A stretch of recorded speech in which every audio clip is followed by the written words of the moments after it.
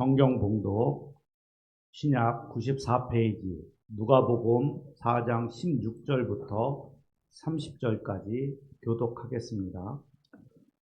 예수께서 그 자라나신 곳 나사렛에 이르사 안식일에 늘 하시던 대로 회당에 들어가사 성경을 읽으려고 서심해 선지자 이사야의 글을 들이거늘 책을 펴서 이렇게 기록된 데를 찾으시니 곧 주의 성령이 내게 임하셨으니 이는 가난한 자에게 복음을 전하게 하시려고 내게 기름을 부으시고 나를 보내사 포로된 자에게 자유를 눈먼 자에게 다시 보게 함을 전파하며 눌린 자를 자유롭게 하고 주의 은혜를 전파하게 하려 하심이라 하였더라.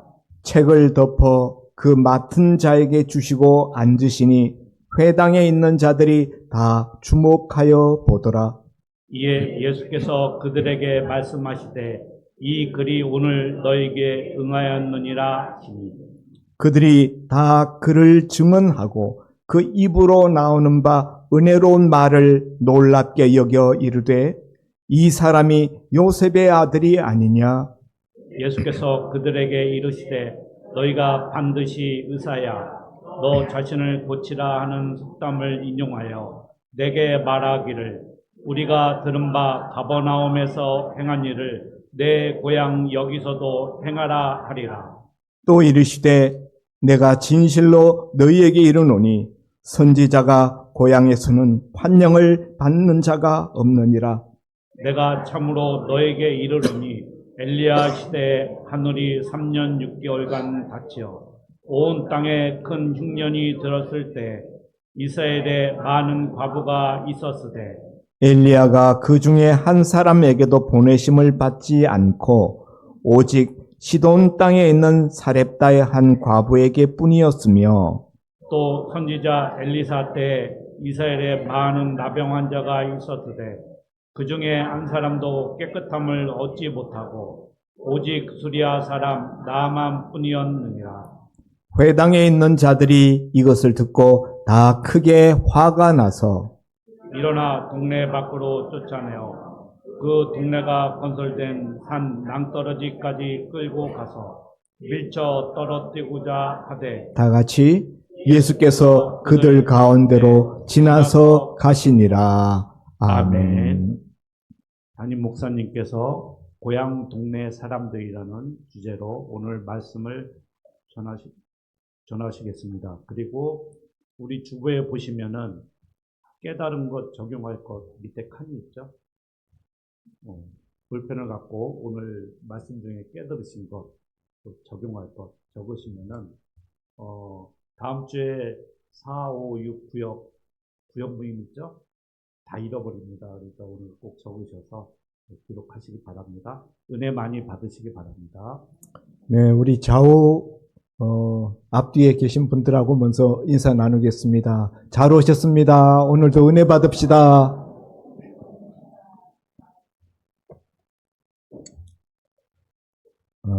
오늘 설교의 제목은 고향 동네 사람들이라는 제목입니다. 고향은 우리에게 늘 마음에 그 따뜻함으로 남아있죠. 고향 그럴 때 어렸을 때 그 추억들이 다 새록새록 우리에게 되살아나고 또 고향 동네 친구들, 어려서부터 같이 자랐던 그 중마고우들이 생각이 나고 그곳에서 자라나면서 우리가 겪었던 여러 가지 인생사들이 주마등처럼 스쳐 지나갑니다. 예수님의 고향은 어디죠? 예수님의 고향은 어디예요? 네. 예수님의 원래 고향은 베들레헴이죠. 베들레헴 사람입니다. 그런데 오늘 예수님은 자기가 자라나신 나사렛 동네에 찾아갑니다. 베들레헴에서는 예수님은 태어나기만 했을 뿐이지 거기서 자라나시지는 않았어요. 그래서 예수님의 30년 생의 대부분은 나사렛에서 예수님이 보내셨기 때문에 제2의 고향이다. 이렇게 실질적인 고향이죠. 그래서 오늘 나사렛 사람들을 가리켜서 고향 동네 사람들이라고 제가 오늘 부릅니다. 그렇더라도 여러분이 원래 태생은 베들레헴 태생이다라는 것을 기억하고 나사렛 사람들을 고향 동네 사람들로 부르고 있다는 것을 오늘 전제하고 들으시면 좋겠습니다. 예수님은 30년간 나사렛 동네에서 사시다가 공생의 사역을 시작하시면서 메시아 사역을 시작하시면서 나사렛을 떠나셔서 어디로 가셨는가 하면은 가버나움이라는 곳으로 내려가셨습니다. 나사렛이라는 곳은 갈릴리 호수 주변 갈릴리 지역이긴 하지만 내륙에 있는 산 위에 있는 그런 도시이고요. 가버나움이라는 것은 갈릴리 호수 딱 옆에 붙어 있는 어항입니다. 어촌입니다. 훨씬 큰 도시예요. 나사렛보다. 예수님은 조그만 시골 나사렛에서 자라시고 메시아 활동은 큰 도시인 가버나움에서 시작하셨다. 사람이 많은 곳에 가서 전도를 해야 되죠. 그래서 가버나움이라는 큰 도시에 내려가셔서 이미 예수님의 이름이 그 가버나움 지역에 쫙 퍼졌습니다. 유명해지셨어요. 한참 그 사역이 잘 진행되고 있는데 예수님이 어느 날 내가 내 자라난 나사렛 동네에 가서 고향 동네 사람들 한번 만나봐야 되겠다 하고 나사렛에 찾아오십니다. 어떤 마음으로 찾아오실까요? 고향에 찾아가시는 예수님의 마음. 가버나움 사람들에게 많은 기적과 또 하나님의 은혜를 베풀었는데 고향 동네 사람들한테도 하나님의 은혜를 베풀고 싶은 그런 마음으로, 좋은 마음으로 하나님의 은혜와 축복을 나누어주고 싶은 그런 마음으로 고향 동네를 찾아가셨으리라 생각되어집니다. 그래서 안식일에 그 가버나움 회당에 들어가셔서 성경을 달라고 해서 성경을 받았는데 성경을 읽으려고 성경을 받았는데 마침 이사야서 성경을 그 회당장이 주었다 하는 것이죠. 옛날에는요, 오늘날처럼 이렇게 한 권 전체가 되어 있는 성경책이라는 게 없었어요. 옛날에는 양피지 성경이잖아요. 아니면 파피루스. 부피가 엄청납니다. 이사야서 66장. 그 이사야서만 해도 막 두루마리로 그게 뭐 얼마나 부피가 큰지 몰라요. 그런 이사야서 성경을 예수님께 들려드렸는데 예수님이 그 중에 쭉 펼쳐보시다가 이사야서 61장 그리고 1절과 2절 말씀을 읽으셨다. 그 말씀을 읽고 설교를 하셨는데 사람들이 듣고 놀랬다는 거예요. 오늘 22절에 보면은 그 입으로 나오는 바 은혜로운 말을 놀랍게 여겨 이르되 예수님의 말씀을 듣고 놀랐습니다. 그런데 그 다음에 보면 나중에 끝에 가서 보면은 예수님을 동네 바깥으로 끌고 나가서 절벽에서 벼랑에서 밀어서 떨어뜨려서 죽이려고 하고 있는 나사렛 동네 사람들의 모습을 보게 됩니다. 아니, 예수님도 좋은 마음으로 은혜를 서로 베풀어 주시려고 하는 그런 마음으로 가셨고 동네 사람들도 소문으로만 들었던 예수님, 가버나움에서 한참 지금 뜨고 있는 예수님이 온다고 그러니까 잔뜩 기대를 하고 뭔가 좋은 마음으로 맞이했을 것 같은데 나중에 가서 보니까 처음에 그 예수님의 말을 듣고 놀라기도 하고 했는데 나중에 보니까 예수님을 잡아 죽이려고 한 그런 반전된 모습을 보면서 이게 도대체 어찌된 일인가. 처음에는 그렇게 반기는 것 같았는데 나중에는 이들의 태도가 확 바뀌었다. 도대체 무슨 일이 있었던 것일까요? 중간에 예수님의 설교가 있었어요. 예수님의 설교는 이사야서 61장 1절과 2절 말씀을 읽고 그 말씀에 대한 예수님의 결론이 붙어 있습니다. 이사야서 61장 18절의 말씀인데요. 주의 성령이 내게 임하셨으니 이는 가난한 자에게 복음을 전하게 하시려고 내게 기름을 부으시고 나를 보내사 포로된 자에게 자유를, 눈먼 자에게 다시 보게 함을 전파하며 눌린 자를 자유롭게 하고 주의 은혜의 해를 전파하게 하려 하심이라 하였더라. 이게 무슨 말인가 하면요, 인용구다라는 거예요. 성경 보면은 요만큼 뒤로 물러져서 기록되어 있잖아요. 좌측 끝단을 보면은, 그래서 요 부분의 말씀은 이사야서 61장 1절과 2절 말씀을 인용한 부분이에요. 예수님이 이 말씀을 읽으셨어요. 이사야서 그 많은 장수 가운데, 그 많은 페이지 가운데 유독 요 말씀을 딱 집어서 예수님이 골라내어서 이 말씀을 읽으셨다. 도대체 이 말씀이 무슨 말씀인가? 여기 19절에 보면 주의 은혜의 해를 전파하게 하려 하심이라. 주의 은혜의 해가 뭐죠? 주의 은혜의 해라는 말은 이스라엘의 희년을 말하는 것입니다. 이스라엘은 7년마다 안식년이 와요. 7년째 되는 해에 안식년이 오는데 이 7년째 되는 안식년이 7번 지나가고 7, 7이 49 그리고 그 다음에 오는 50년째 되는 해를 희년이라 이렇게 하나님께서 명하시고 희년을 지키라 이렇게 말씀하셨습니다. 희년이 되면 어떤 일들이 일어나게 되는가? 노예로 묶여있던 사람들, 예를 들면 빚에 팔려가지고 빚이 너무 많아가지고 재산 다 팔아도 못 갚고 그러니까 자기 몸을 팔아. 가족들까지 다 돈으로 노예로 팔려갔어요.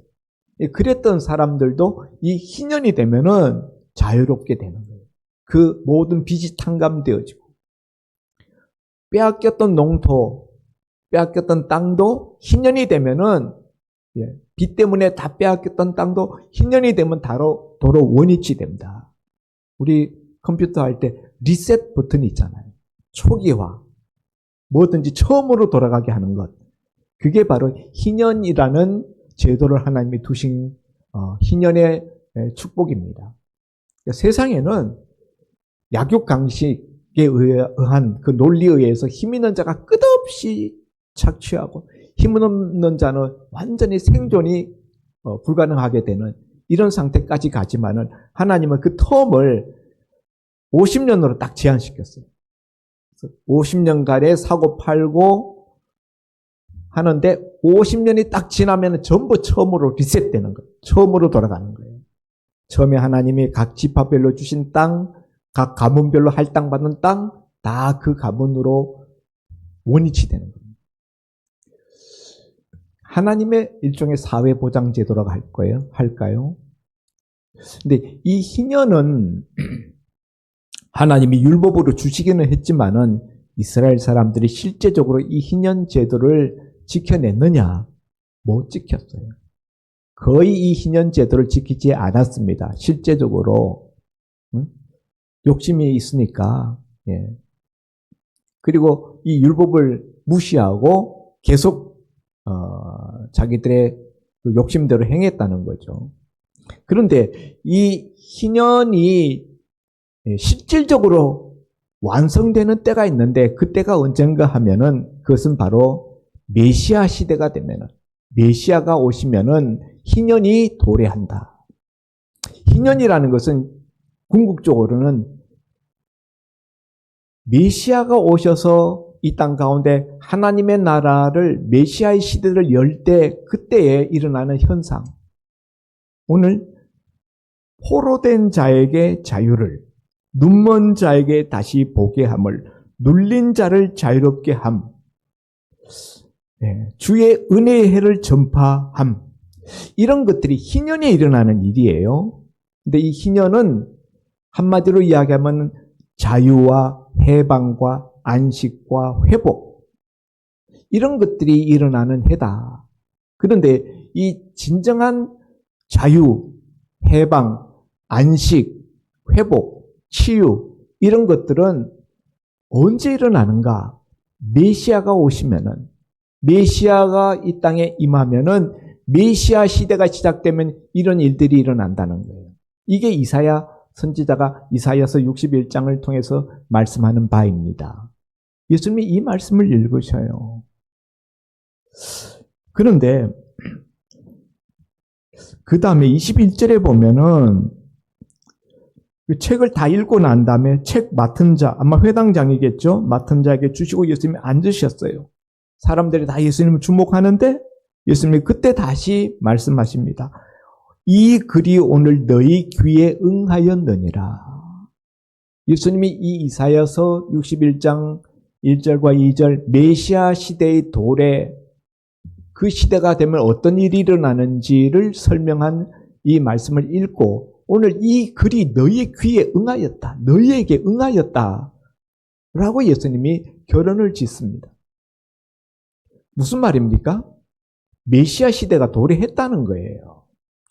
응하였다라는 이 단어의 시제는요, 완료 시제입니다. 이미 임하였느니라. 임하여 있다는 거예요. 메시아 시대가 이미 임하였다는 거예요. 하나님의 나라가 이미 시작되었다는 거예요. 어떻게 해요?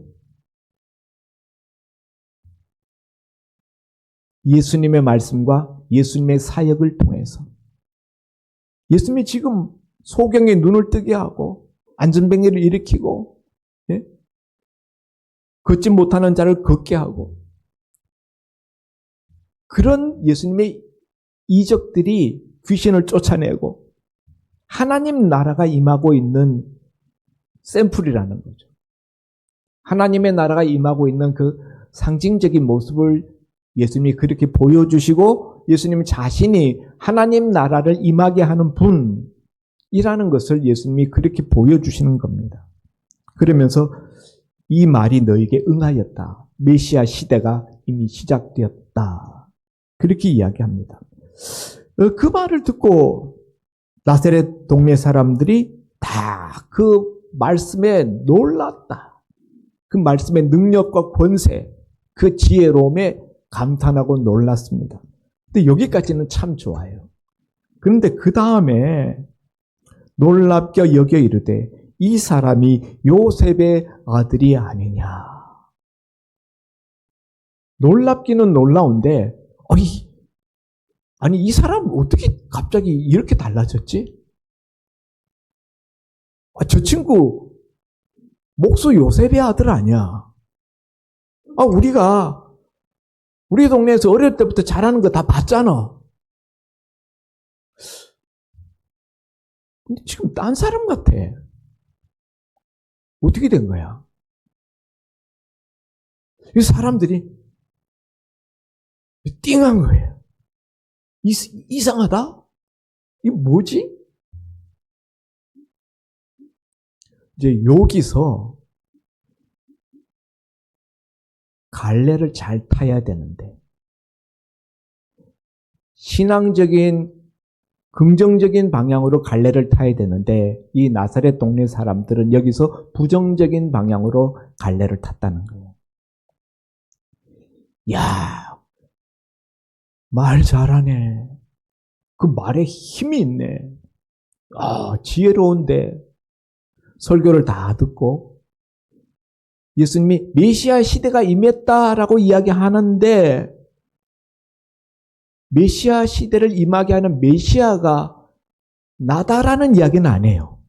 여기 보면 참 예수님이 지혜롭게 메시아 시대가 이미 임하였다라는 말만 하고, 근데 그 말 가만히 들어보면은 어떻게 임해요? 메시아 시대가? 예수님을 통해서 임했다는 것을 넌지시 예수님이 알려주고 계시는 거예요. 뭔가 이게 놀랍기는 한데 지금 자기가 엄청 잘난 것 같이 이야기한다? 이런 느낌이 들면서 저 친구 지금 무슨 소리 하는 거야? 엄청 많이 컸네, 제가. 우리 아들 아무개 친구, 친구 아니야. 그 형 아니야. 저 친구 엄청 컸네.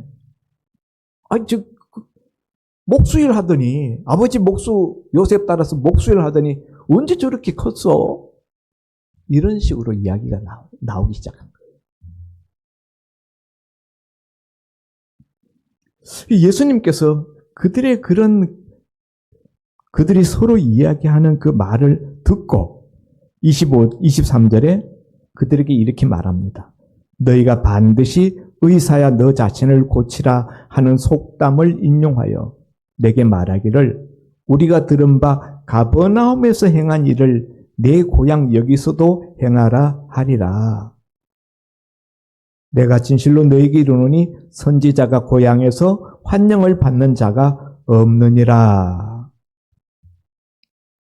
그들의 예수님께 대한 반응이 우호적이지 않고 환영하는 쪽으로 가는 것이 아니라 비판적으로 간다는 것을 예수님이 딱 느끼셨어요. 그리고 난 다음에 너희들이 나한테 기적을 행하라고 요청할 것이다. 그들의 마음속에 있는 것을 예수님의 입으로 말씀해 주시는 거예요. 아니 가버나움에서 기적 많이 행했다며. 여기서도 기적 좀 행해봐. 우리도 기적 구경 좀 하게. 아이 그딴 소리 하지 말고 기적이나 행해봐. 이게 이제 나사렛 동네 사람들의 반응입니다. 그에 대해서 너희들이 분명히 그렇게 이야기한다. 그러면서 선지자가 역대로 자기 고향에서 환영받는 법이 없었다. 이렇게 말씀하면서 나사렛 고향 동네 사람들이 예수님을 환영하고 있지 아니함을 예수님이 직접적으로 말씀하십니다. 오늘 이 같은 동일 내용을 쓰고 있는 마가복음 6장 4절에 보면은 선지자가 자기 고향과 자기 친척과 자기 집 외에서는 존경받지 않음이 없느니라. 자기 고향, 자기 친척, 자기 집에서는 선지자가 존경받지 못했다는 거예요. 오늘 나사렛 고향 동네에서도 역시 예수님에 대해서도 동일한 반응을 보이고 있다. 이렇게 예수님이 그들을 향하여 말씀하십니다. 그리고 마지막으로 덧붙이기를 25절에 내가 참으로 너희에게 이르노니 엘리야 시대 하늘이 3년 6개월간 닫히어 온 땅에 큰 흉년이 들었을 때 이스라엘에 많은 과부가 있었을 때 엘리야가 그중 한 사람에게도 보내심을 받지 않고 오직 시돈 땅에 있는 사렙다의 한 과부에게 뿐이었으며 또 선지자 엘리야 때 이스라엘에 많은 나병 환자가 있었을 때 그 중에 한 사람도 깨끗함을 얻지 못하고 오직 수리아 사람 나만 뿐이었느니라. 무슨 이야기입니까? 옛날 엘리야 선지자와 엘리사 선지자 때 이야기를 하는 거예요. 엘리야 선지자와 엘리사 선지자가 얼마나 많은 기적을 일으켰습니까? 엘리야 선지자 때에 이스라엘에 3년 6개월 동안 큰 가뭄이 들었어요. 하나님이 그때 엘리야 선지자를 시돈 땅 사르밧 과부 집에 보내어서 이방 땅이에요. 오늘 레바논 지역이죠. 그 사르밧 동네에 살고 있는 한 가난한 과부의 시중을 받아서 그 흉년 때를 모면하게 하시는데 그때 그 집에 들어가면서 그 과부가 남편도 없고 아들 하나 독자가 있는데 마지막 한 움큼 남은 밀가루와 마지막 조금 남은 기름병에 기름 가지고 최후의 양식을 만들어 최후의 떡을 만들어서 먹고 죽으려고 하고 있었는데 엘리야 선지자가 그 집에 와가지고 그거 먼저 나한테 떡 만들어서 나한테 날 달라. 너희의 떡반죽 그릇에 밀가루가 떨어지지 아니하고 기름병에 기름이 떨어지지 않게 하겠다. 이렇게 엘리야 선지자가 말합니다. 아니 그거 마지막 최후의 양식인데 그걸 자기를 달라고 하는 나그네를 만났을 때 이 사르밧 과부가 선지자 엘리야의 말을 듣고 그대로 했다는 거예요. 그 결과 그 사르밧 과부의 집에서는 흉년이 끝날 때까지 기름병에 기름이 끊어지지 아니하고 밀가루 항아리에 밀가루가 끊어지지 아니하였다.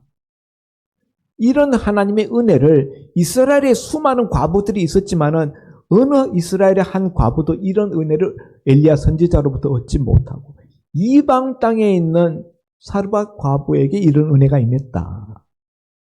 또 엘리사 선지자 때, 엘리야의 선지자 제자죠. 제자 엘리사 선지자 때에는 이스라엘에 수많은 나병 환자들이 있었는데 이스라엘의 수많은 나병 환자들은 아무도 엘리사 선지자에게 나병 고침을 받지 못했는데 아람 나라, 오늘날의 시리아, 아람 나라의 국방장관 나만 장군이 그 나병을 엘리사 선지자에게 찾아왔다가 고침받았다.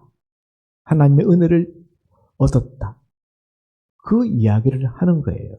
그러면서 이스라엘 땅에서는 어떤 과부도 어떤 나병 환자도 은혜를 얻지 못하였다. 이렇게 말씀하니까 이 사람들이 이 말 듣고 고향 동네 사람들의 뚜껑이 열렸어요. 뭐라고? 우리는 하나님의 은혜 얻지 못한다는 소리 아니야. 이스라엘 사람들은요, 예수님 당시에 이방인들은 하나님이 지옥의 땔감으로 준비한 불쏘시개라고 생각했어요. 구원은 오직 하나님의 선택한 백성, 선민 이스라엘 백성들에게만 주어지는 고유한 권한이요. 이방인들에게는 구원은 전혀 상관없는, 그들은 지옥의 아들, 어둠의 자식들, 이렇게 그들은 생각했어요. 그런데 지금 예수님이 이방인에게 다 구원받은, 엘리야 선지자 때도 이방인 사르밧 과부가 구원받고 엘리사 선지자 때도 이방인 나만 장군이 구원받고 오히려 이스라엘 사람들은 선민이라고 일컬어지는 사람은 하나도 구원받지 못했다. 그 이야기를 의도적으로 그렇게 이야기를 하시니까 이 사람들이 뚜껑이 열렸어. 이방인이 구원받고 유대인이 구원 못 받아? 그래가지고는 저놈 잡아라. 잡아가지고 강례상에 있는데 멱살 잡고 끌고 나가서 동네 바깥으로 나가서 동네 바깥 절벽 있는데 낭떠러지에 가서 밀어서 떨어뜨려 죽이려고 했어요. 근데 예수님이 유유히 빠져 지나가셨다. 이렇게 마지막 말씀에 되어 있습니다. 예. 어떻게 된 일일까? 예수님은 왜 이런 말씀을 하셨을까? 분위기 좋았는데, 예? 중간에 이 사람은 요셉의 아들이 아니냐, 여기서부터 이제 빗나가기 시작한 거예요.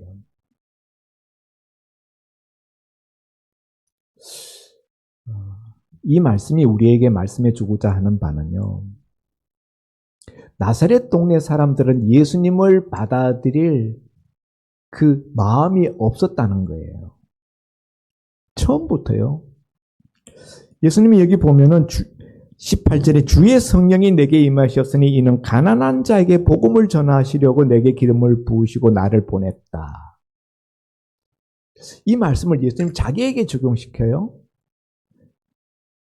이 예수님의 이 설교는요, 예수님의 공생애 중에 첫 번째 설교입니다. 어떤 목사님은 이 본문을 가리켜서 예수님의 사명 선언문이라 이렇게 말씀하시더라고요. 예수님이 이 땅에 오신 목적, 자기 사명을 선언하는 그런 설교였다. 그런 점에서 굉장히 중요한, 신학적으로 굉장히 중요한 위치를 가지고 있는 본문이다. 그런 설교다라고 말씀하시더라고요. 예수님이 이 땅에 오신 목적을 예수님 스스로 뭐라고 이야기하는가 하면 가난한 자에게 복음을 전하려고 오셨대요. 모든 사람에게 복음을 전하는 것이 아니라 가난한 자에게, 가난한 자들에게 복음을 전하러 오셨다. 여기 가난한 자들, 헬라어로 프토코이라는 이 단어는 누군가를 의지하지 않고서는 생존이 불가능한 절대 빈곤 상태, 그런 상태를 의미하는 단어예요. 그런데 여기서 물질적인 가난함도 있지만 물질적 가난함보다는 더 예수님은 심령의 가난함, 마태복음 5장 3절에 심령이 가난한 자는 복이 있나니 천국이 저희 것입니다 했던 것처럼 심령의 가난함을 더 염두에 두고 있습니다. 왜냐하면요, 이 나사렛 동네 사람들은 가버나움 도시에 있는 사람들에 비하면 가난해요. 예수님도 찢어질 듯이 가난한 어린 시절을 보내셨습니다. 그렇지만은 이 가난한 나사렛 동네 사람들은 마음은 가난하지 않았어요. 오히려 도시인 가버나움 사람들이 오히려 마음이 가난했어요. 예수님은 그곳에서는 기적도 많이 베푸시고 은혜도 많이 베푸셨어요. 그런데 이 나사렛 자기 고향 동네에 와서는 마가복음 5장 6절에 보면은 마가복음 5장 5절에 보면은 거기서는 아무것도 행하실 수 없어 소수의 사람들에게만 약간 기적을 베풀었을 뿐이다. 이렇게 말씀하고 있어요. 그러니까 이 나사렛 동네 사람들의 마음이 가난하지 않았다는 거예요. 예수님을 받아들일 그런 수용성, 예수님에 대한 기대감 이런 게 없었다는 거죠. 사랑하는 성도 여러분, 어려서부터 다 잘하는 거 다 보아왔기 때문에 다 안다는 거예요. 제가 누군지 우리가 알아. 제가 어떻게 제 기저귀 찰 때부터 우리 다 쟤야 너무 잘 알지. 이 안다는 의식. 이것 때문에 진정한 예수님의 참 면모를 보지 못하고 그것을 받아들일 수가 없었다는 거예요. 제가 오늘 설교 시작하기 전에 주보 컬럼에 고원장애에 대해서 썼잖아요. 유치원 다니면서 한글 다 뗀 아이가 초등학교 들어가서 1학년 때 한글 공부시키니까 나 다 알아. 그 다음 국어 시간 되면 들으려고 안 해. 나 다 아는데. 이런 게 그 고원장애라 그랬잖아요. 뭔가 좀 안다는 것 때문에 더 이상 이렇게 흡수하려고 하지 않고 받아들이려고 하지 않는 태도. 이게 이 나사렛 고향 동네 사람들이 가지고 있었던 마음이다. 그리고 익숙한 사람에 대해서는 카리스마를 느낄 수 없다. 이런 편견이죠. 어려서부터 자랐는데 나이도 우리보다 얼마나 어린 친구야. 외모도 별 볼품이 없다 그래. 흠모할 만한 외모가 없었다고 예수님 되어 있어요. 그 출신이 낮은 노동자 계급, 목수라는 계급은 천하게 이겼어요. 그 천한 집안 출신이잖아. 나사렛에서 무슨 선한 게 날 수 있겠어? 이런 인간적인 편견. 익숙한 대상, 익숙한 사람에게서는 카리스마를 느낄 수 없다. 이런 마음 때문에 예수님을 받아들이지 못했던 거죠. 은혜 받기 제일 힘든 사람들이 있습니다. 어떤 사람들입니까? 목회자의 가족들. 목회자 가족들. 또 목사님들. 또 신학교를 다닌 사람들. 예전에 우리 교회 신학교 졸업한 사람이 있었어요. 무슨 이야기 하면은 내가 신학교 다닐 때 그거 다 배웠던 건데. 1년 가도 성경 몇 장 보지도 않는 주제에 신학교 다닐 때 우리 그거 다 배웠다고 이러고 있어요. 아이고 진짜. 또 중직자들, 교회 중직자들. 교회 생활 오래 하신 분들, 교회 연륜이 많은 권사님들. 설교 시작하면 나사렛 사람들 다 알지 뭐. 이 사람들의 문제가 뭡니까? 왜 엘리사 선지자 때의 나병 환자들, 이스라엘의 나병 환자들과 나만 차이가 뭡니까? 엘리야 선지자 때 이스라엘의 과부와 사르밧 과부의 차이가 뭡니까?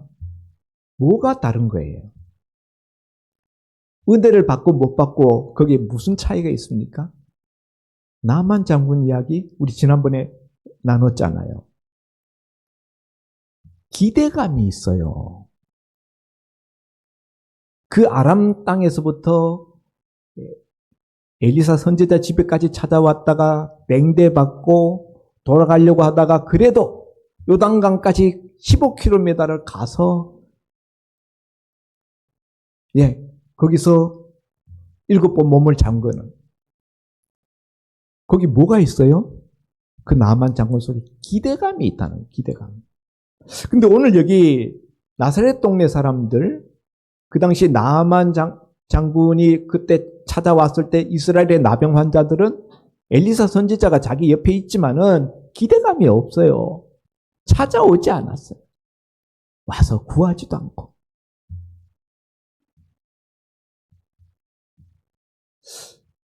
그래서 예수님이 은혜를 싸들고 복을 싸들고 고향 동네 사람들한테 그거 나누어주고 싶어서 찾아왔는데 거의 나눠주지 못하고 그냥 보따리 싸가지고 그냥 가셨어요. 예수님은 기대감이 없는 사람들한테는 아무것도 주실 수 없다라고 말씀하셨어요. 마가복음 5장 6절에 보면은 그들이 믿지 아니함을 이상히 여기셨더라. 그런 기대감이 없다는 것을 예수님은 믿음이 없다 이렇게 말씀하셨어요. 사랑하는 성도 여러분, 예배 나올 때 기대감이 있습니까? 하나님 앞에 나올 때 기대감이 있습니까? 아무 기대감이 없이 나오십니까? 주님은 그것을 보고 믿음이 있다, 믿음이 없다 이렇게 말씀하시고 기대감이 없는 곳에서는 아무것도 안 하신다는 거예요. 아무것도 할 수 없다고 주님이 말씀하셨어요. 오늘날 영적 고온장애에 걸려있는 성도들이 많습니다. 교회마다 한두 명이 아닙니다. 사랑하는 성도 여러분, 저는 인생이 누릴 수 있는 가장 큰 축복은 하나님이 우리에게 물질을 많이 주셔서 재산이 수백억 되는 것이 제일 큰 복이 아니라 하나님께 대한 끊이지 않는 목마름, 하나님께 대한 기대감이 시편 42편 기자가 시편 42편 1절에 하나님이여 사슴이 시냇물을 찾기에 갈급함같이 내 영혼이 주를 찾기에 갈급하나이다. 목마른 사슴이 산 위에 뛰어다니면서 갈증이 나가지고 시냇물을 찾기에 헐떡이는 것처럼 하나님을 사모하고 그 사모함으로 그 심령이 헐떡이는 그것이 우리 인생이 하나님 앞에 받는 최고의 축복이다. 아멘입니까? 나사렛 고향 동네 사람들은 이게 없었다는 거예요. 그게 그들의 비극이었습니다. 예수님 복을 주시려고 싸들고 왔는데 은혜를 부어주시려고 싸들고 왔는데 누구보다도 그래도 고향 동네 사람들에게 더 마음이 가지요. 그런데 그들의 마음 태도, 그들의 마음 그릇이 그러함으로 아무것도 예수님께 기대하지 않아요. 그러므로 그것을 그냥 싸들고 가실 수밖에 없었다. 오늘 우리 교회 예배 자리가 그런 자리가 되면 안 되겠죠. 가버나움 사람들처럼 사모함으로 주님 쫓아다녀. 그 다음 보면요. 여기 42절에 가서 보면요.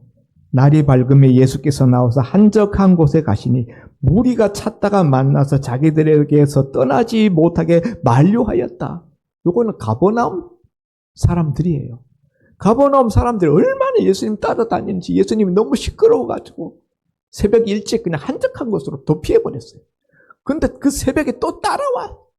와가지고 자기들에게서 떠나지 말아달라고. 이런 그 간절함과 기대함과 사모함이 있는 그 가버나움에서 예수님은 아낌없이 은혜를 베푸시고 기적을 베푸시고 축복을 베푸십니다. 오늘 우리 교회가 나사렛 동네가 아니라 가버나움 동네 될 수 있기를 주의 이름으로 축원드립니다.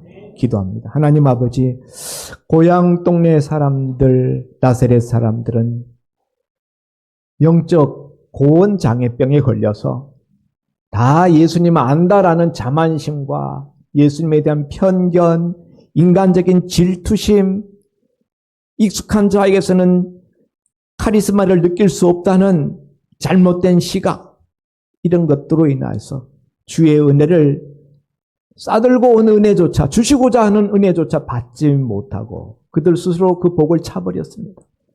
아버지 하나님, 인생이 누릴 수 있는 최고의 복은 하나님을 사모하는 간절함, 기대감을 주님은 믿음이라고 그렇게 보신다고 말씀을 나누었습니다. 우리에게 이 믿음, 이 간절함이 있게 하여 주옵소서. 아멘. 예수님 이름으로 기도하옵나이다. 아멘. 말씀 감사드립니다.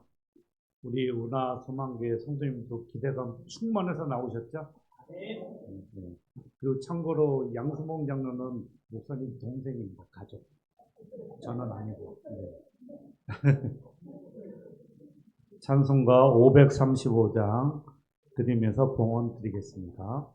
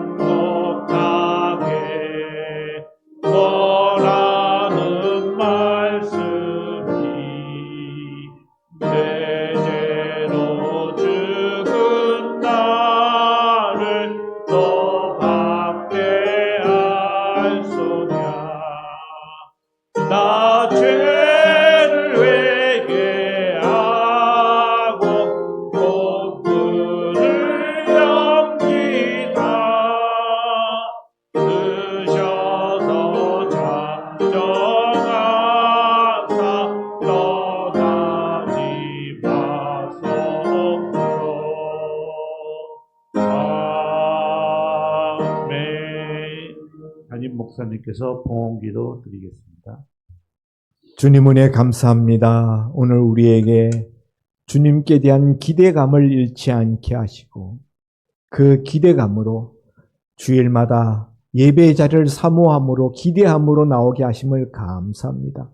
받은 은혜 하나님 앞에 감사하여 이모저모로 주님 앞에 물질로 마음을 표시하였습니다.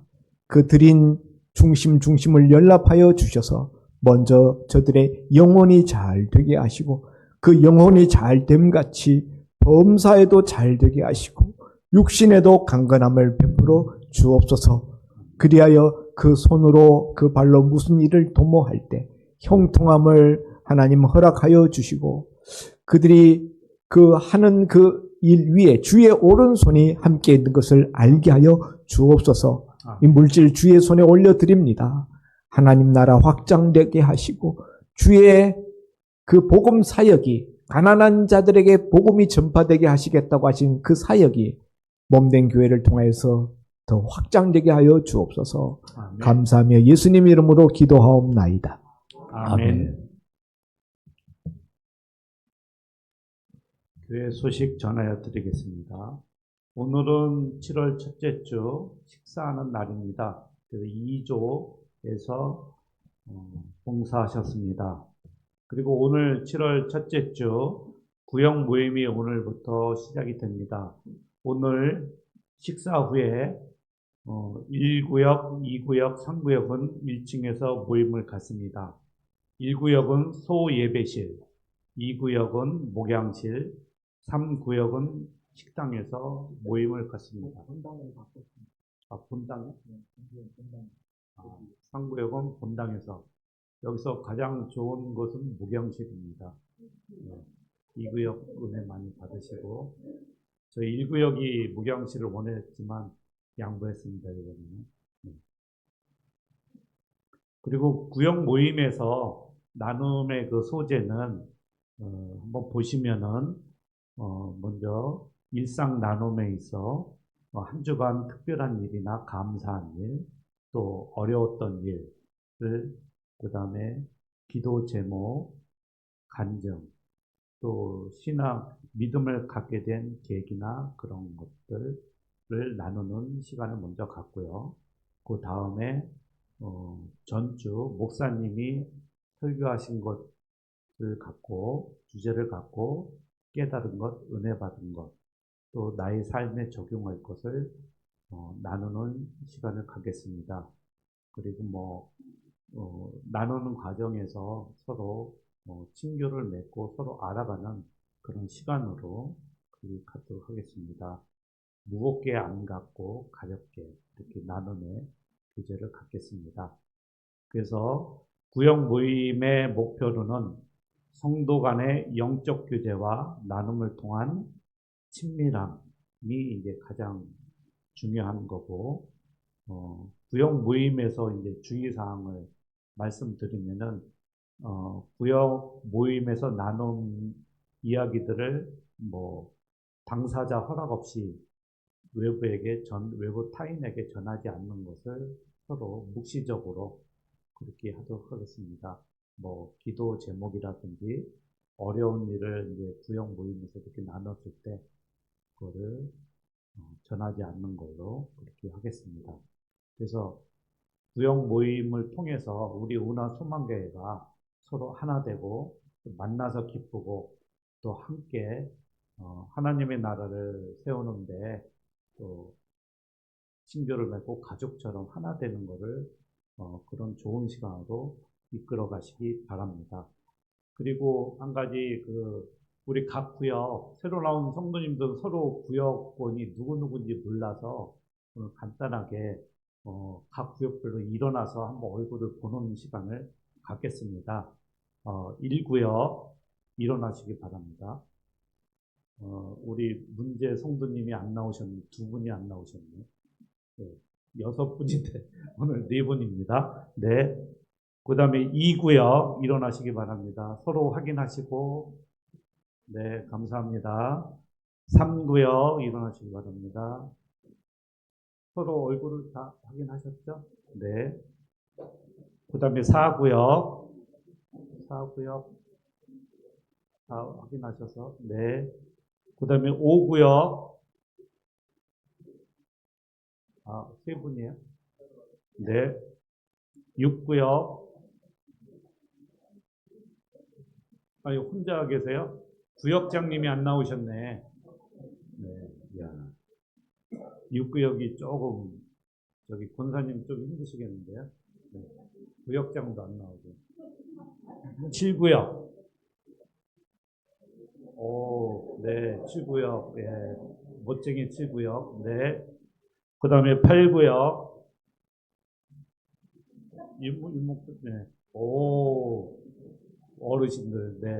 네. 8구역. 9구역. 사모님, 여기도 또 쨍쨍한 9구역입니다. 네. 그 다음에 10구역. 청년, 네. 네. 그 다음에 11구역. 여기도 잘 모이기, 있네요. 네. 네. 그래서 10구역, 11구역은 청년부, 네. 12구역은 그냥 있다는 것만 아시기 바랍니다. 네. 여기는 뭐 가끔 시간 날 때 이렇게 오셔서, 네. 목사님 전화 좀. 아까 우리 한 장로님이 양승봉 장로는 제 동생이라, 목사님 동생이라는 이야기 했는데요. 한무석 장로는요, 양승봉 장로 초등학교 때부터 저희 집에 맨날 친구 따라와서 그냥 놀고 밥 먹고 가던 동생 친구입니다. 네. 오늘 등록해 주신 세 가족 소개합니다. 신경순 성도님, 66년 생이시고요. 평택역 경남 안어스빌 아파트에 살고 계시는데 한 2달 전부터 저희 교회에 출석하시면서 예배를 빠지지 않으시더라고요.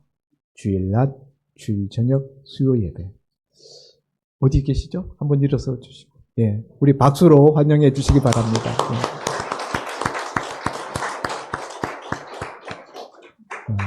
요즘은 우리 새로 등록하시는 새 가족들이 더 예배를 더 그냥 사모하고 더 열심히 참석. 우리 서정순 권사님도 그냥 예배 빠지지 아니하시고 나오신데, 우리 또 신경순 성도님도 오늘 6구역에 배당해 드리겠습니다. 6구역. 오늘 구역장 안 나오셨나 구역. 좀 6구역이 약해서 6구역으로 그렇게 하시기를 바랍니다. 감사드립니다. 네, 오늘 예배에 참석하신 모든 성도님들 은혜 많이 받으시기 바랍니다. 다 같이 일어나셔서 502장 1절 부른 후에 윤진호 목사님 축도해 주시겠습니다.